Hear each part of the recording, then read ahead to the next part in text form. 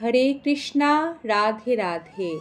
শ্রাবণ মাসে পুত্রদা বা পবিত্রা রোপিণী একাদশীর এই পুণ্য দিনে আজ একটি বার অন্তত শ্রবণ করুন এই একাদশীর ব্রত মাহাত্ম্য কথা। এরই পাশাপাশি এই পর্বে আমরা আপনাদের এই একাদশী পালনের পূর্ণাঙ্গ সময়সূচি লিখিত প্রদান করতে চলেছি। শ্রাবণ মাসে শুক্লপক্ষের একাদশী তিথি পুত্রদা একাদশী নামে পরিচিত। পদ্মপুরাণ অনুযায়ী এই একাদশীর বিশেষ মাহাত্ম্য রয়েছে। শ্রাবণের পবিত্র মাস চতুর্মাসের অন্তর্ভুক্ত, আর এই চতুর্মাসে ভগবান শ্রী হরিবিষ্ণু যোগ নিদ্রায় থাকেন। শাস্ত্রমতে পুত্রদা একাদশী তিথিতে ভগবান বিষ্ণুর পুজো করলে ব্যক্তির সমস্ত মনস্কামনা পূর্ণ হয়। পুত্র সন্তান লাভে ইচ্ছুক মহিলারা এই তিথিতে উপবাস করে নারায়ণের পুজো করলে তাদের ইচ্ছা পূরণ হয়। নিয়মিত একাদশী ব্রত পালন করলে শরীরের বিভিন্ন রোগ দূরে থাকে। শ্রবণ করুন শ্রাবণ পুত্রদা বা পবিত্রা রোপিণী একাদশীর ব্রত মাহাত্ম্য কথা। ওম নমো ভগবতে বাসুদেবায় নমঃ। একদিন মহারাজ যুধিষ্ঠির ভগবান শ্রীকৃষ্ণকে জিজ্ঞাসা করলেন, হে প্রভু, শ্রাবণ মাসে শুক্লপক্ষের একাদশীর নাম কি, তা কৃপা করে আমাকে বলুন। শ্রীকৃষ্ণ বললেন, হে মহারাজ, এখন আমি সেই পবিত্র ব্রতের মাহাত্ম্য বর্ণনা করছি, যা শোনা মাত্রই বাজপেয় যজ্ঞের ফল লাভ হয়। আপনি মনোযোগ দিয়ে তা শ্রবণ করুন। প্রাচীনকালে দাপর যুগের শুরুতে মহিজিৎ নামে এক বিখ্যাত রাজা ছিলেন। তিনি মাহিষ্মতি নগরে রাজত্ব করতেন। কিন্তু দুঃখের বিষয় এই যে তার মনে বিন্দুমাত্র সুখ শান্তি ছিল না। কেননা তিনি ছিলেন অপুত্রক। নিজেকে অত্যন্ত দুর্ভাগা বলে মনে করে রাজা চিন্তাগ্রস্ত থাকতেন। ব্রাহ্মণদের সামনে গিয়ে একদিন সেই রাজা বলতে লাগলেন, হে প্রজাবৃন্দ, তোমরা শোনো, আমি এই জন্মে তো কোনো পাপ করিনি, অন্যায়ভাবে আমার রাজকোষ বৃদ্ধি করিনি, ব্রাহ্মণ বা দেবতাদের সম্পদ কখনো গ্রহণ করিনি, উপরন্তু প্রজাদেরকে পুত্রের মতো পালন করেছি, ধর্ম অনুযায়ী পৃথিবী শাসন করেছি, দুষ্টদের যথানুরূপ দণ্ড দিয়েছি, সজ্জন ব্যক্তিদের যথাযোগ্য সম্মান করতেও কখনো অবহেলা করিনি। তাই হে ব্রাহ্মণগণ, এই প্রকার ধর্মপথ অবলম্বন করা সত্ত্বেও কেন আমার পুত্র লাভ হলো না, তা আপনারা কৃপা করে অনুসন্ধান করুন। রাজার এই প্রকার কাতর উক্তি শুনে ব্যথিত রাজভক্ত পুরোহিত ব্রাহ্মণগণ রাজার মঙ্গলের জন্য গভীর বনে ত্রিকালজ্ঞ ঋষির কাছে যেতে মনস্থ করলেন। বনের মধ্যে ঋষিদের আশ্রম দেখতে দেখতে তাঁরা এক মুনির সন্ধান পেলেন। তিনি দীর্ঘায়ু, নিরোগ, নিরাহারে ঘোর তপস্যায় মগ্ন ছিলেন। সর্বশাস্ত্র বিশারদ ধর্মতত্ত্বজ্ঞ ও ত্রিকালজ্ঞ সেই মহামুনি লোমশ নামে পরিচিত।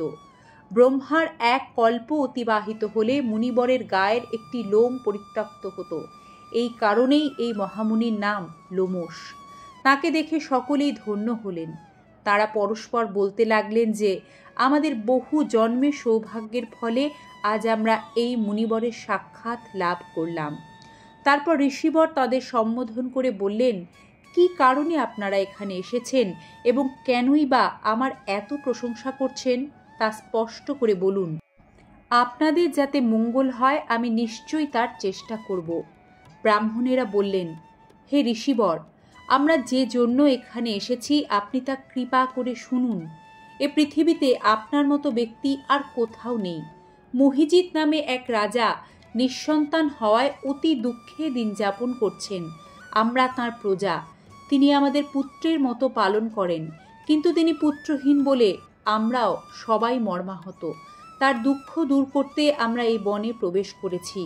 হে ব্রাহ্মণ শ্রেষ্ঠ, রাজা যাতে পুত্রের মুখ দর্শন করতে পারেন, কৃপা করে তার কোনো একটি উপায় আমাদের বলুন। তাদের কথা শুনে মুনিবর ধ্যানমগ্ন হলেন। কিছু সময় পরে রাজার পূর্বজন্ম বৃত্তান্ত মুনি বলতে লাগলেন। এই রাজা পূর্বজন্মে এক দরিদ্র বৈশ্য ছিলেন।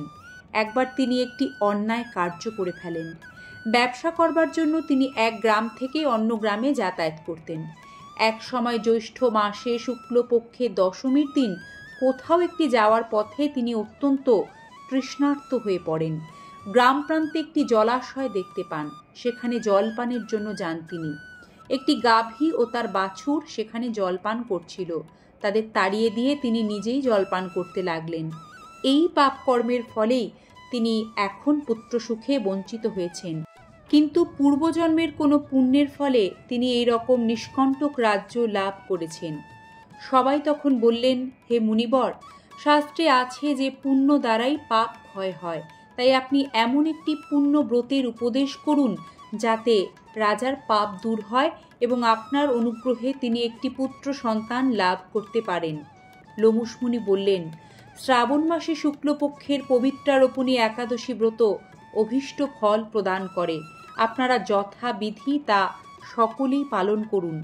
লোমশ মুনির উপদেশ শুনে আনন্দ চিত্তে গৃহে প্রত্যাবর্তন করে তাঁরা রাজাকে সে সকল কথা জানালেন। তারপর সকলে মিলে মুনির নির্দেশ অনুসারে এই ব্রত পালন করলেন। তাদের সকলের পুণ্যফল রাজাকে প্রদান করলেন।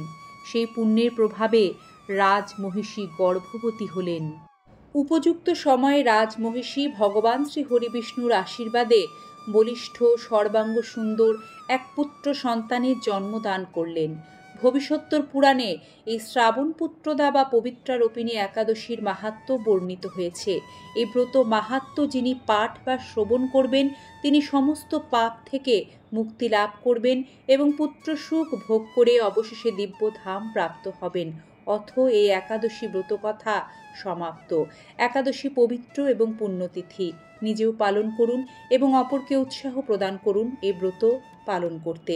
এবং আজকের এই একাদশী বার্তা সকলের মাঝে পারলে ছড়িয়ে দেবেন যাতে কৃষ্ণ কথা শোনার সুযোগ পায় সকলেই। সাথে থাকবেন এবং এভাবেই উৎসাহ প্রদান করবেন সনাতনী বার্তা নিয়মিত আপনাদের কাছে হাজির করতে।